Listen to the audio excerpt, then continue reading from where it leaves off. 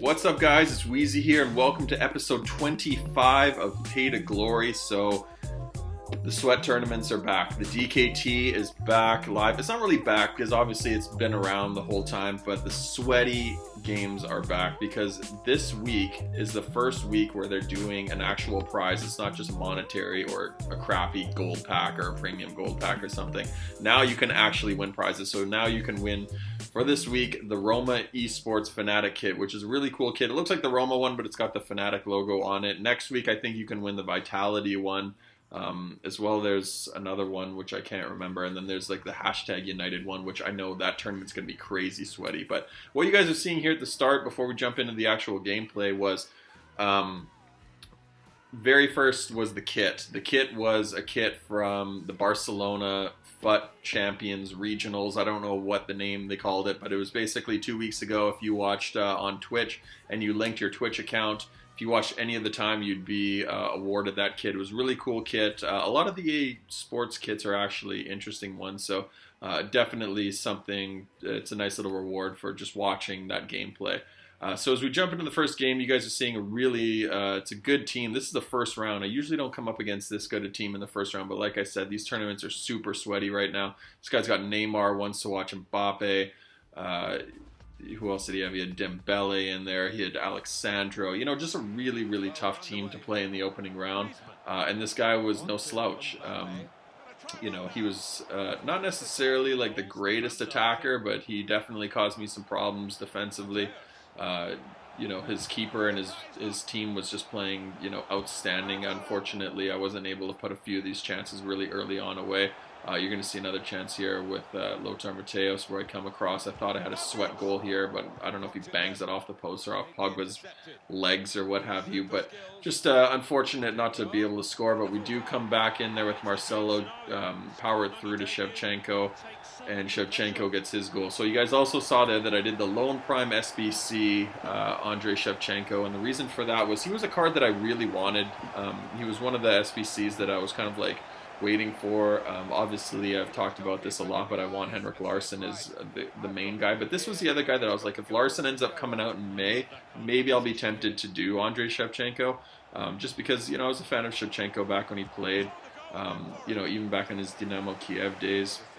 But the card just was very unimpressive. I think we ended up using him about 6 or 7 games. I think you're going to see a total of like 11 games or something in this, so you guys are going to see how long it takes me to win this sweaty tournament. But with Andrei Shevchenko, he was a card that I wanted to try, but he didn't feel like his stats. I looked at his stats as 88 pace, 92 shooting, and I expected him to be really, really good. He puts that away, but of course he was offside. But he just didn't play incredibly well. I was a little disappointed in him. He felt slow, clunky. He didn't turn really quickly, which is kind of what you need as a striker. His movement was okay. He unfortunately gets called offside here. His finishing wasn't too bad, but it was more like when you're playing in really tight games, you need strikers that can create their own opportunities, not just guys that can finish. Excuse me. And unfortunately for Andrei Shevchenko, he wasn't creating his own. He didn't feel like super mobile. He wasn't really that agile. I guess the agility and balance on him aren't really that high. I don't remember what they were, but like a guy like Griezmann, even though he's weak, you know, he can kind of dangle through and create his own opportunities, and Shevchenko just didn't feel that way. He felt really kind of just bull-headed, straightforward. You see him underhit a shot there. That was happening a lot to me. Just that underhit shot was something that was becoming a real frustration during this entire gameplay. Again, another chance there that he squanders, and then a third one there. Just like awesome goalkeeping from Sirigu. Sirigu was playing, you know, out of his skin, so I was surprised by that. But, you know, you're seeing Shevchenko just miss a lot of chances, and I don't think that I really changed the way I was shooting. So I don't know if it's something that you guys tell me in the comment section below whether you've actually seen a change in shooting. For me, at least for the first couple games in this, like I was putting 2 to 3 bars of power shots that would normally go in, or at least be kind of like somewhat driven, and it felt like they were really dumbed down. And I didn't want to put more power on it because more power would shoot them into oblivion or miss the net, or it would lose its accuracy. But like when I was hitting 2 to 3 bars, they were just getting underhit all the time. It was just, I don't know if they changed anything in the game or if it's just me being neurotic, but I would love to know what you guys think. Have you guys been having that challenge too? So we end up winning our first game 2-0 over Augusto FC. I guess the second goal was too much for him. I don't know why, or if he just got frustrated with the rebound. But it was, for the most part, one-way traffic. You didn't see him generating too many opportunities. So pretty surprised, because I don't think 2-0 is insurmountable by any means. And you only get 8 chances to do this. So I was actually surprised that the guy quit out that early. But I will take the rage quit. I have no issue with him rage quitting. So be my guest if you want to rage quit. This second game that we came up against here, this guy had a really strong team. I don't want to call it a meta team, because there's some guys that really aren't necessarily super meta, like Lukaku I don't think is, but like De Bruyne, Jesus, his Chiellini and his Bailly were awesome. His Hugo Lloris played really well. Alexandro is always a nightmare. So this guy obviously had a really good team, and he was a really good player.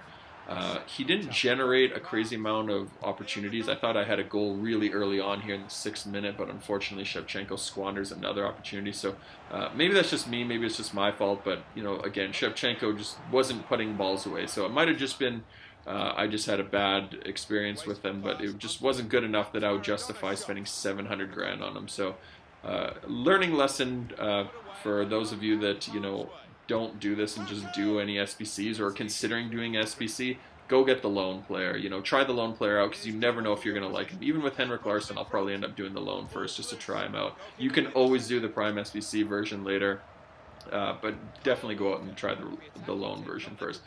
Thought this guy had the opening goal there. Thankfully, Valencia was able to clear that, so I was really happy, because I was kind of against the run of play. A lot of one-way traffic for a lot of these games. This was kind of a theme for a lot of the gameplay, and I'm not saying that to try and sound conceited, but it was just me missing opportunities left and right, posts, missed shots, underhit shots, and that might come down to just my finishing. Maybe with the patch, they've changed shooting, and I just need to get used to it. But I missed a lot of opportunities. If my opponents were getting these opportunities, I probably would have lost a lot. But there you go, 11 shots on goal. Or 11 shots in the first half, and he had 1. So it wasn't like he was generating a lot of offense. He was really good defensively. His team was just overpowered defensively, and he was good in the midfield, but he wasn't really good in the final third. But thankfully, Maradona finally gets the breakthrough there. He was just in my face, and his team was very overpowered, and this was just a team composition thing. The way he set his team up was really, really good.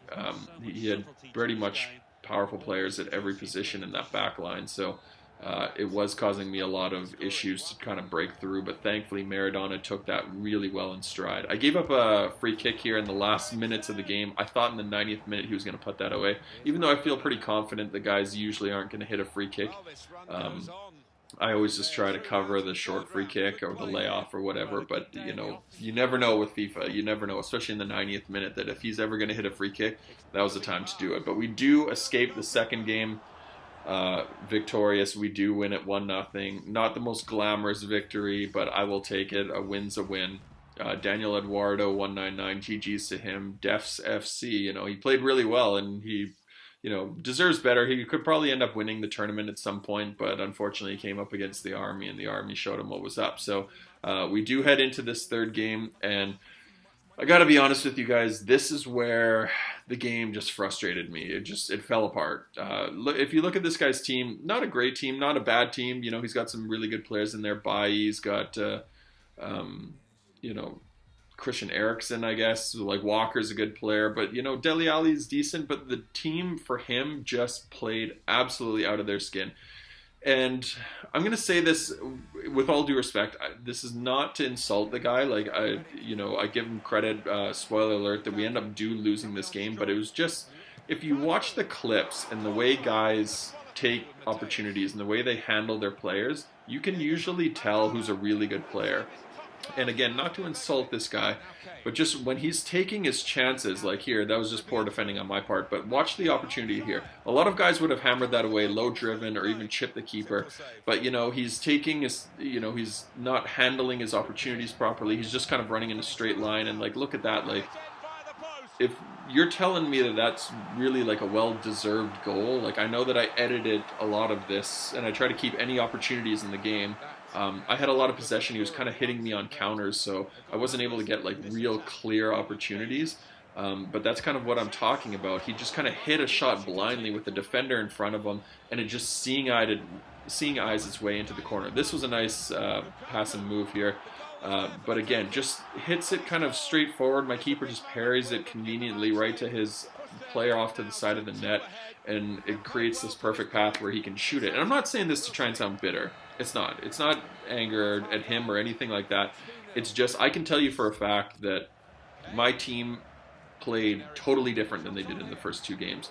And you'll be able to see from some of these clips, like, even if I'm generating opportunities, like right here, nice little ball roll, thought I had something, low driven, across goal, toe save. I get it. Those happen. But when they're happening over and over and over, and this guy just hits 2 random shots from out of nowhere, and they just bounce perfectly for him to put away, I'm thinking, like, what's going on? And then it's at the point now where I've got 99 passing on a team of the year, Luka Modric, 87 passing on Maradona, and I don't know what icon Lothar Matthäus' shooting or his passing is, but it's really high. I can tell you it's quite high. And for some reason, these guys couldn't complete a pass. Another great save with his toe from Begovic, like a shot that 9 times out of 10 would usually go in. And then I think it was this play right here. This is pretty much just sums up the entire game for me right here. Try to cut back. His player just slide tackles me, doesn't get the foul. My player falls over him, and then he tries to hit me on a counterattack. Poor defending on there, kind of a last-ditch effort. But again, Lukaku normally should put this away. Instead, my keeper comes out, and somehow I get a foul for that. I thought he was giving a penalty, but sorry, I'm going to turn that off. But, I thought he was giving a penalty there, but it was just over and over. And you can just tell by the way the guy was playing. Like, he wasn't a great player. Everything was just running straight forward. And for some reason, my team just played like absolute crap. Like, I couldn't complete a pass, and the point I was going to get to earlier was Bakayoko and Wanyama. I get that they're OP cards, but he would just sprint at me. And when I was trying to pass around him, instead of his player running through, he would intercept everything. Bakayoko intercepted every single pass. Like, I would try to play it to Luka Modric and then try to make like a simple pass. I even started low driving passes so it would kind of override that. And nothing was working. His Bakayoko would just scheme at me, like very uncontrolled, just literally run straight forward. And my pass would go right into his feet. Like every time it was like gravitating to their feet as if their interceptions were 99. Him and Wanyama just were all over the place. They didn't tire. They sprinted everywhere during the game. I get that, again, there were OP cards earlier on in the game, but like even other guys that I played that at Bakayoko, like you didn't feel as good as this guy. This guy's Bakayoko just played like an absolute beast. Like he just stopped everything. And it was at the point where I couldn't even create opportunities because my team was they were playing like such garbage. Like everything was just under hit. The passes were just weak. Like they were bouncing off legs and just doing dumb things. And I guess my point overall is that this game, if they're going to have it at a level where it's like there's prizes on the line and it's an esport, they need to remove the idea of random generated events occurring. And what I mean by that is, I understand that there's 10 other players on your team, 10 other players on the other team. They're AI controlled. There's only so much you can do, but you can't have it at a point where, if there's an empty net, and I alluded to this last time in the last video, you can't have it that, when there's prizes on the line, if you guys get an empty net, sometimes he hits it, sometimes he doesn't. Other times they pussyfoot shots. They need to make it more consistent. There's places in FIFA where you can have these random occurring events, like offline, for example, perfect example of something where, having random occurrences are great because they add variety to the game. But if you're going to put prizes on the line and people's monetary value, especially now that we're getting later in the year and the prizes like team of the season, winnable cards are going to be on there, you can almost directly put a monetary value around that card, and you can't have it being won by random crap that's going on in the game. And it's just something that I really hope that they start to take seriously, because anybody that says that type of stuff just doesn't exist, and I'm not complaining because I lost. I don't care that much about the wins or losses. It doesn't really bother me. It's the fact that the game is the reason that you're taking some L's, and then other times it's because you're playing a good opponent. There's things like, I don't know if it's because the servers are overworked because there's so many people playing it, or if there's just button lag, or if there's another factor at play like handicap. I don't know what's happening, but they need to figure out a way to make it more consistent, because right now it's not consistent at all, and it's causing mayhem. Because and I'm saying this too because there's games where I probably have come out victorious where I don't deserve, because my team is just playing way too good and the opponent can't handle it and his team plays like crap. I'd be the first person to admit that. It's not like it's just me. It's just something that goes on, and they need to figure out a way to get rid of it. They need to work on making this consistent. I don't know if it's a server issue, or if it's coding, or both, or just like one or the other, or all of them combined, but there needs to be something that just addresses it, because right now it's just too infuriating that you could go make a final of something and then your team just plays like absolute garbage, and you can't really do anything about it. But anyway, that was enough complaining. I apologize. I know I sound like a broken record. I've said this a million times. But this is, a good example, and I don't mean to be a spoiler here, but spoiler alert here, we actually end up losing to this guy as well. But this is a game where, on the flip side, I have no problem losing, We went up 1-0, he tied it up, we go up 2-1, he ties it up again here. Just a giveaway on my part. I end up drawing my defender over to one side. Whether Daniele De Rossi should be making that shot or not doesn't really matter. It was just well taken by him, and it was caused by a mistake on my part. Like, this wasn't the game. It felt like I really was making a mistake. It was just that previous game where I got annoyed because I didn't feel like... It wasn't that I didn't feel like I didn't deserve to lose to the guy. It felt like the game, I was working against the game and having to play him as well. So you're playing the game and playing him. In this game, we go back to this game, 2-2. When I missed that chance, I knew I wasn't going to score. But at the same time, this guy was also having some bad luck here. I don't know if he had some button delay there or what happened, but I would have thought that he would have taken that better. And then another chance for me here where I thought Valencia would just, rip this into the bottom corner. I didn't overpower it. It was just, I don't know what his shooting is, but it just absolutely shocking finishing. I don't know how much cleaner a chance I can get. And then this guy gets a chance, hits the post. I just felt like I wasn't going to score. Like, I was like, if I'm not going to be able to score this, and look at that. I don't know if you guys could see that. It was just a really slight moment there with Ricardo Quaresma, but he just takes it very slightly in the direction of the defender. And then when his defender slid tackled it, my guy took the shot, his one leg went up, and the second leg landed down over top of the slide tackle. Like, the guy slid tackled me from behind, and my player perfectly avoided it, but roofs it into the sky. Excuse me. So that's when I knew I was just like, this game is not, I'm not going to score. Like, I'm not going to be able to score. So I didn't feel like this guy was necessarily going to score. Like, I thought, maybe one of us might get a fluke, like, not even a fluke, but just like a late goal in extra time or whatever, or we'd go to penalties. But, again, I don't mind losing to a guy like this, like, even if I'm missing chances like that, because the guy was decent. It could have went either way. Again, here, like, I could have had a chance to just put that game away, but again, the game just, wasn't going to let me score that type of goal. But, there you go. He got an opportunity too where he misses. So this is what it comes down to, just a decent player, and it just could have went either way. A mistake by me, poor on my part, and then I just handled the break well. Normally I handle these a lot better. I was trying to get across, but he was smart enough to play it back. He actually plays it into the path of the keeper. The keeper was coming one way, and he played it back. He tried to play it back across the keeper, so I would have loved if Courtois would have stopped that. You guys will see it on the replay here. He shoots it back across goal, and I thought that Courtois was going to be able to get a hand to that. But, I mean, regardless, he ends up scoring, and, like I said, it was deserved. So I don't mind losing to a guy like this. He was a good player, and, a deserved loss is a deserved loss. It wasn't like I was playing badly. He was the better guy on the day. It's when the game is the one working against you where it really gets frustrating. So we end up losing in the opening round to our second opponent there,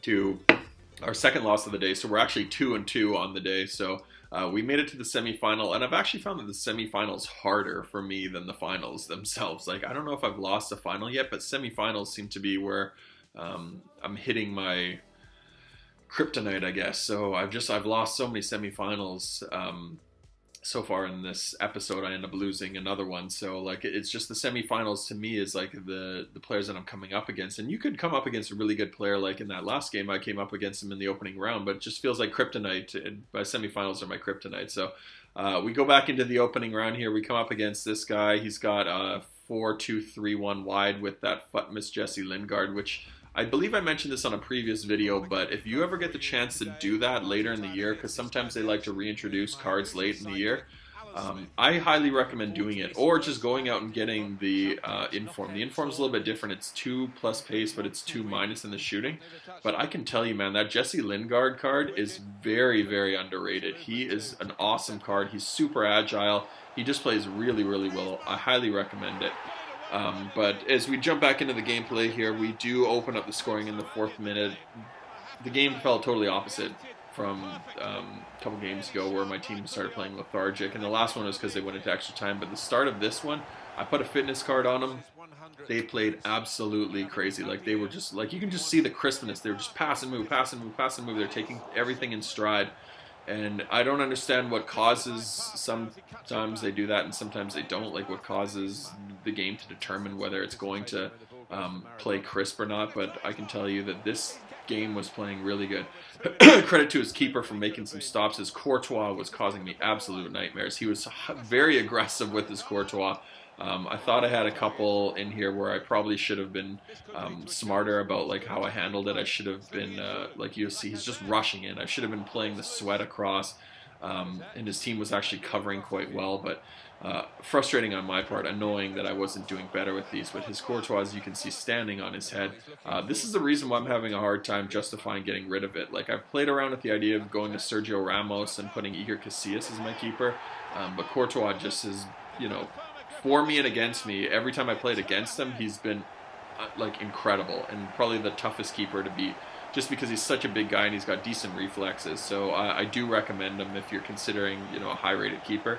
But thankfully, we're able to make it 2-0. I was able to get that pass across on the little triangle here from Lacazette over across, and then Luka Modric with that, you know, that long-range shooting.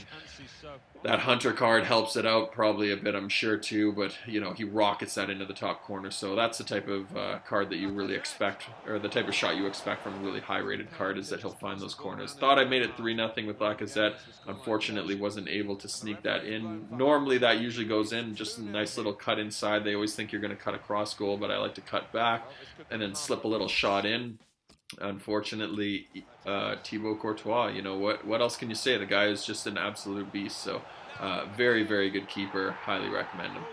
Thought I had it 3-0 here at the start of the second half from the 52nd minute with Lothar Matthäus, but unfortunately he's offside. Again, a lot of offsides. I don't know what I was doing. I don't know how I missed that opportunity with Antoine Griezmann. You know, so many chances here to make it 3-0. Another one there, but Courtois just picks that out. I was just kind of squandering chances. You know, this wasn't necessarily the game working against me. Just a really hot goalkeeper playing, you know, outside of his skin. He was just incredible. And then a combination of that and just me missing chances. So he unfortunately hits the post here for his sake. I thought he was going to pull one back. He didn't really almost have any offense at all. Again, this was you know, basically towards the end of the game, and I thought he was going to be able to pull one back. I don't know why he had that called offside. He actually wasn't offside, so unfortunately for him, he had that pulled back. But we do end up winning 2-0. Probably a fair result. Like I said, for 85 minutes of the game, I pretty much owned the gameplay. It was just all attack, attack, attack. Like, his keeper was standing on his head, but it probably should have been a lot worse. And then for the last 5 minutes, I don't know if it's because he went ultra attacking or what he did, but his team just changed and they are actually getting a lot more offense. And it was causing me a lot more problems, and my team was starting to make mistakes in the back. That with the combination of the fact that it's getting late in the game, so my team's getting tired and they probably are more prone to mistakes. But he was actually causing me some issues late in the game, as you saw at the end there. So we head into the second round here. We come up against this guy. This is the guy that was using 3 strikers as his midfielders. So this is something that I want to talk about. But look at that. Mbappe, Gomez, and Mauro Icardi, of all people, as his 3 center mids. So I know this has become quite popular, I want to say, but I don't understand why people are doing it. I don't get it. If there's something that they know that I don't know if it's a pace issue, even though Mauro Icardi's not that fast, but I don't know what this guy's idea was by having Mbappe and Icardi as his midfielders, but he basically had 6 attackers. Thankfully, we were able to score early. I knew that the later this type of game would go, the worse it would be for me, so I wanted to get a really quick goal early. I've pretty much changed the way I've approached games. Like, even though I like to attack right off the start, in previous FIFAs I've always been a slow starter and I'll always go behind 1-0. In this iteration, it's been the opposite. And I don't know if it's just because I've been playing better for FIFA 18 than I was in 17 and other iterations, but obviously by my record, it's a little inflated from playing squad battles. But for the most part, I'm 3, 4, 5 wins to every loss. Like, I've been quite good in this FIFA, and I don't want to sound too conceited by saying that, so I apologize for that sounding cocky, but I've been able to grind out results, and it's one of the things that I do like a lot. I've been complaining about this FIFA, but one of the things that I do like a lot about it is the fact that I'm able to get results. I'm able to grind out wins, and you can tell by my record. I think I've got like 35 losses or something like that and a couple hundred wins. So again, those are inflated by squad battles to a certain extent, but for the most part, like, playing online, I've been quite good. But anyway, back to the gameplay. We are up 2-0. I was able to drive a shot home with Antoine Griezmann. And this guy was coming up with some kind of odd chances. His team was kind of all over the place. He was drawing guys out. He was just kind of trying to rush at me. But the way he attacked was very kind of run straight forward in these kind of zigzaggy lines. Like, he wasn't trying to pass it around me. He was just trying to go on these kind of weave type runs. And you can tell by the way he's defending too that it was very kind of erratic, I guess you'd consider, the way this guy played. It was interesting because he felt like he had a lot of men behind the ball. They were kind of spammy and all over the place, and they were causing some interceptions and some problems for me. But he just wasn't necessarily like the greatest player, because he was just like, they were just all over. They were just buzzing around like bees. But he didn't create too many opportunities. I guess he just wasn't having that. So style JF, he ended up quitting at halftime. He just wasn't having that. So we do go back into the semifinals. Again, my kryptonite. We do put Lacazette back in the team, so that tells you what I thought of Shevchenko. I just wasn't having him. I just felt like I needed Lacazette back in the squad because he was the guy that was going to get me results. And then we come up against this guy who was using, I don't know, I guess that's a West Ham jersey, or is that a silver too? Or I don't know what that is. Maybe that's elite jersey. I don't know what that is. But we came up against this guy. He had Paolo Maldini out of position, and team of the season Bonucci with in-form Futchams Handanovic. I didn't even realize this guy had Futchams cards, but this guy was a very good player. This was probably the tightest match we played in the entire, or probably the most competitive match we ended up playing in the entire tournament. Or any of the tournament runs. This guy was probably the best opponent we played. We were able to make it 1-0 there. Nice little turn from Griezmann, and he buries the shot. Got a little lucky because it went off Handanovic, similar to the last game. I can't remember who his keeper was, but same thing. Hit him, goes off the bar and down. So unlucky on his part, but I was happy to be able to put that away because I did turn his defender. But his defenders were just beasts. Like, that's the one thing I can say about this guy's team. It was really well made. He was a Futchams player. You can tell by the way he played. It was side to side. He would basically try to run up the side to drive a low cross in or get a shot in, and then if that wasn't available, he'd cut back and then basically move the ball just like so across from one side to the other. It's very annoying. It works probably a little too well. It's something that I tried to do here, but you can see it just didn't work. So I don't know if I just got into like a chess type match wanting to do that against his opponent, but his defense was just so good in that Bonucci and Paolo Maldini combo. Like, they were just so hard to break down. So at that point it was pretty much game over, because like you can see that, just like I said before, he was just pretty much running down the one side, and then he would drive low crosses. He kept trying to do that over and over and over, and then if that wasn't available, he cut back. It was just a Futchams type player. It's not me being upset at him. I'm not angry. He was just a good player. It's just unfortunate because those are the types of things that you get from really good players. It's just very kind of formulaic. So it's very tough to defend. But like I said, this guy was a very good player, and then he just started hitting me with these corners. So off the corner, he would play that gorilla type header, I guess, across goal. So it did teach me how to take corners a lot better. So I've changed my formula off the corners when I do play in a cross. I never used to put power. I'd used to basically just tap it, and he would just like lob a shot, or it would just go near post, or just into the keeper's hands. But now I've actually started to kind of drive that header to the far post, and it's caused me some luck. You guys will see I actually end up scoring, I think, my first corner of the entire year that wasn't short from one of those, at least online anyway. So I ended up scoring those in one of the later games you guys are going to see here. But you guys can tell this guy's just like a good player. Unlucky there. He got unlucky on a couple opportunities, but side to side, very kind of formulaic, nothing too crazy. It was just, you know, when a guy's coming at you with these things that are just really meta type of practices for FIFA, it's just eventually you're going to let in goals. So some learning lessons on my part, some poor defending, things that I need to learn how to do in order to take my game to the next level. But you can tell from, you know, defending crosses like that, they're tough to defend already. And when you get a guy who's really good at them, like a FUT Champs player like this guy, it's something that, you know, you're probably not going to just be able to haphazardly defend. He was no joke. He ends up winning the game 4-1, and it's back to the breadline for us. So again, semifinal ends up being our kryptonite, but that guy was, you know, probably the best player we played in the entire episode. So credit to him, GG's to him. So as we head into our last FUT run, so a little bit of a spoiler alert there, but we head into what I'm at least hoping is our last FUT run here. So this is our 4th try in the tournament. So it did take us 4 tries to eventually win it. So this is going to be the run that you guys finally do get to see me, but like shine, I guess. You do get to see me shine, but you're going to get to see some really interesting games here. A real mix of opponents that we come up against. So the first one's got a 4-2-3-1 Brazilian team. No real crazy cards here. You could tell that he was probably a bit of a, you know, he wasn't a bad player, but he was a bit of a lower level type player. He was kind of all over the place. Even though my team wasn't putting things away, I was kind of squandering a couple chances. He wasn't too bad. He was a guy that was, you know, at least holding his own. It was just you could tell by the way he's defending. He was just allowing some real open spaces. So he looked like maybe like a Div 7, Div 8 type player.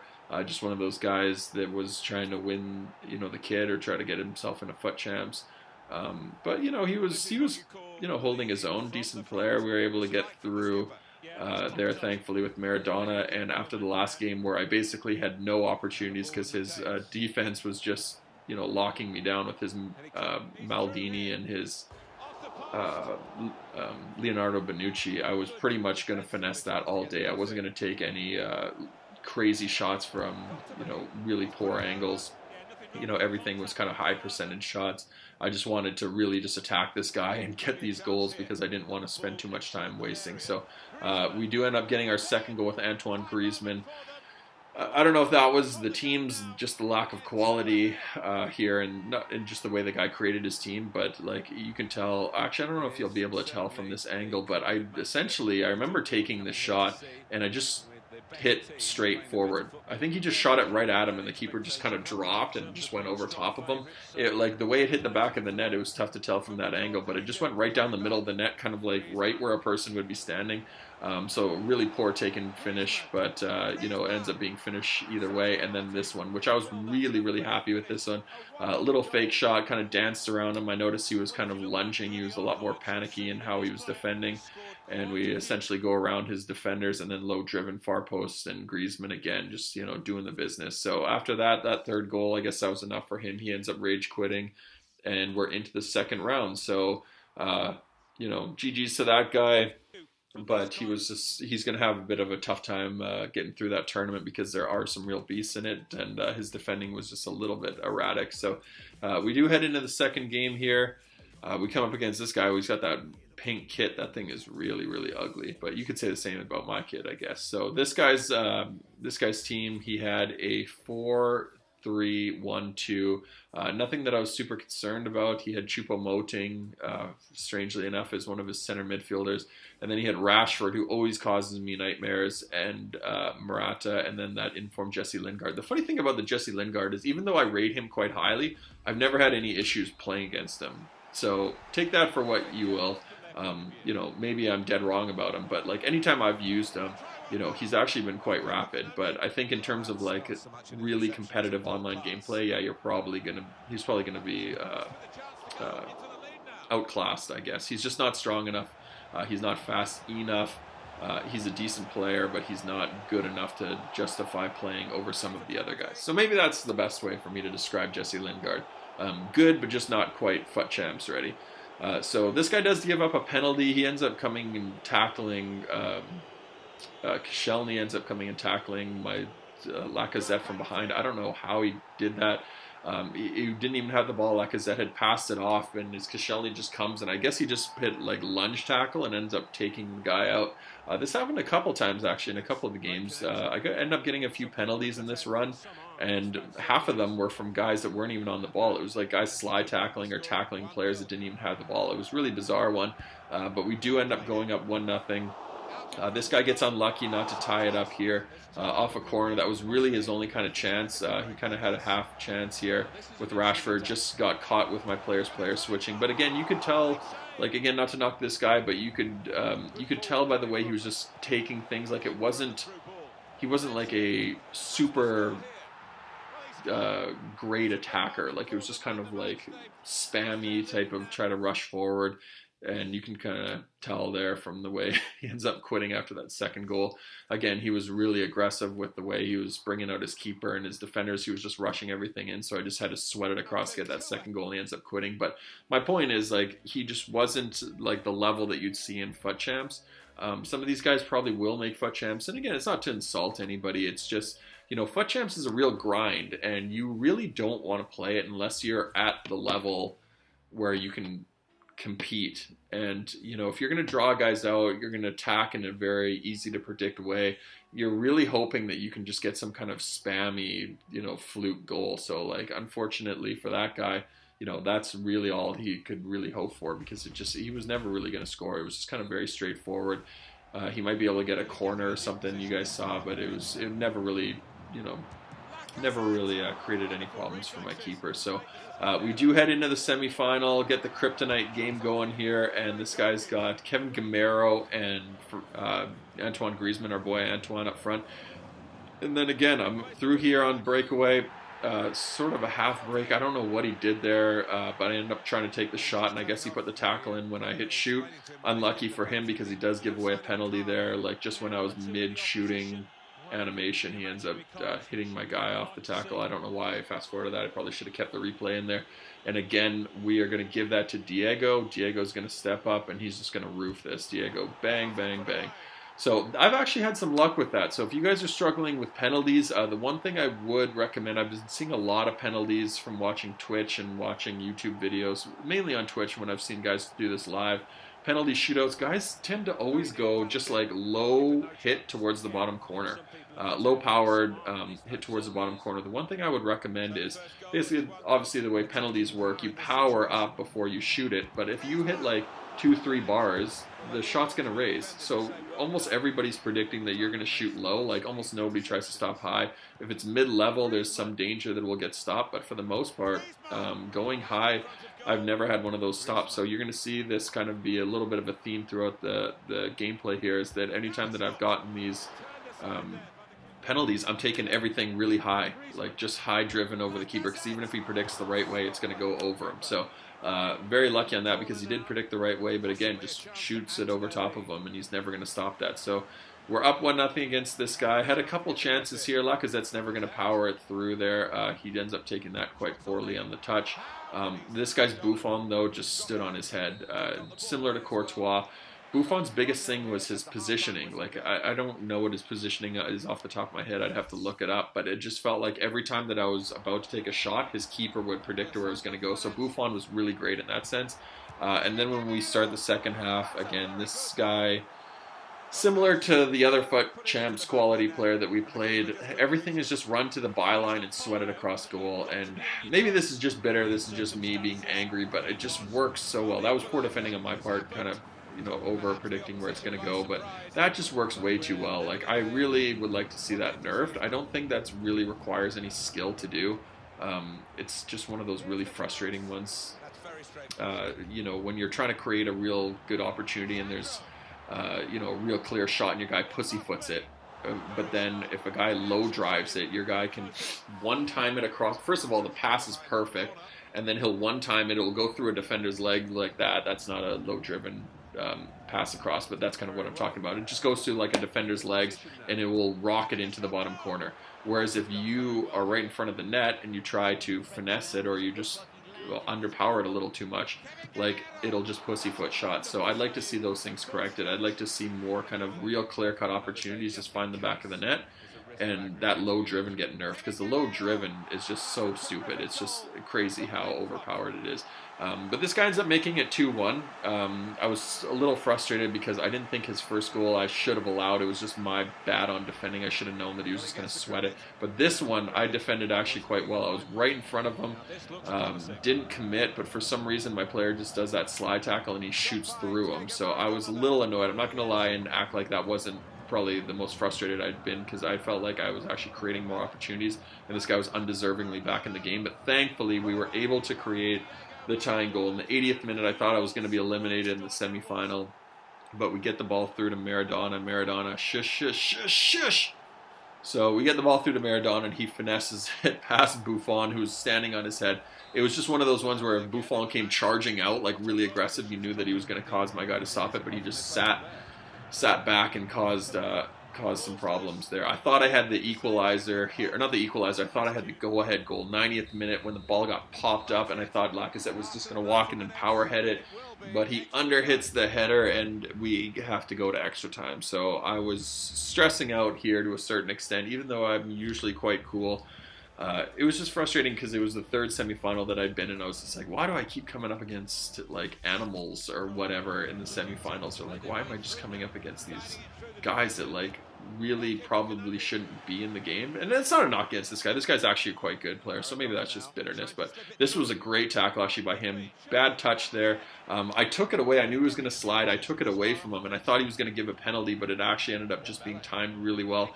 Got a little lucky here on this opportunity, but Quaresma just, finesses it low to the near post.